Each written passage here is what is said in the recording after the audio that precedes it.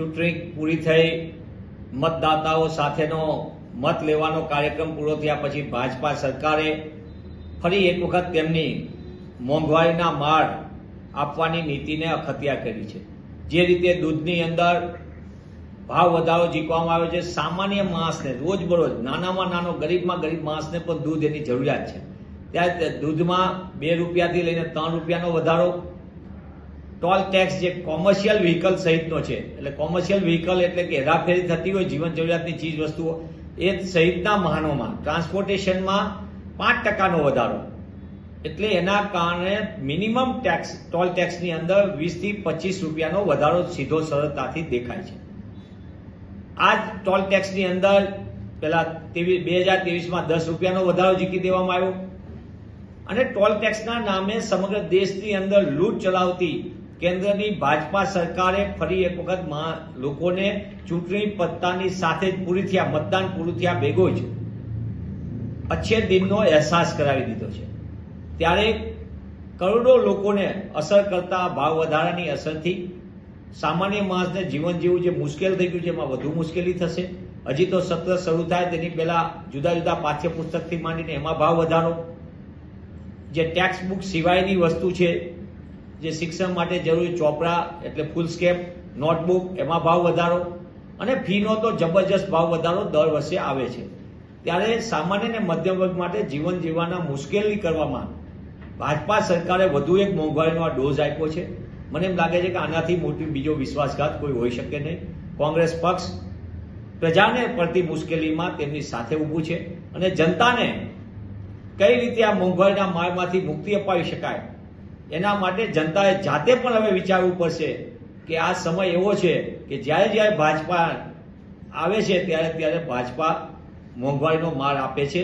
આપણે આશા રાખીએ કે ભાજપા દૂર થશે તો મોંઘવારીમાંથી મુક્તિ મળશે।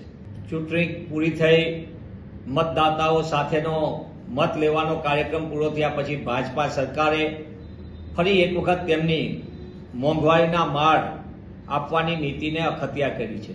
જે રીતે દૂધની અંદર ભાવ વધારો ઝીકવામાં આવ્યો છે, સામાન્ય માણસને રોજબરોજ નાનામાં નાનો ગરીબમાં ગરીબ માણસને પણ દૂધ એની જરૂરિયાત છે, ત્યારે દૂધમાં 2 રૂપિયાથી લઈને 3 રૂપિયાનો વધારો, ટોલ ટેક્સ જે કોમર્શિયલ વ્હીકલ સહિતનો છે, એટલે કોમર્શિયલ વ્હીકલ એટલે કે હેરાફેરી થતી હોય જીવન જરૂરિયાતની ચીજ વસ્તુઓ એ સહિતના વાહનોમાં ટ્રાન્સપોર્ટેશનમાં 5%નો વધારો, એટલે એના કારણે મિનિમમ ટેક્સ ટોલ ટેક્સની અંદર 20 થી 25 રૂપિયાનો વધારો સીધો સરળતાથી દેખાય છે। આ જ ટોલ ટેક્સની અંદર પેલા 2023માં 10 રૂપિયાનો વધારો ઝીકી દેવામાં આવ્યો અને ટોલ ટેક્સના નામે સમગ્ર દેશની અંદર લૂંટ ચલાવતી કેન્દ્રની ભાજપા સરકારે ફરી એક વખત લોકોને ચૂંટણી પત્તાની સાથે જ પૂરી થયા મતદાન પૂરું થયા ભેગો જ અચ્છે દિનનો અહેસાસ કરાવી દીધો છે। ત્યારે કરોડો લોકોને અસર કરતા ભાવ વધારાની અસરથી સામાન્ય માણસને જીવન જીવવું જે મુશ્કેલ થઈ ગયું છે એમાં વધુ મુશ્કેલી થશે।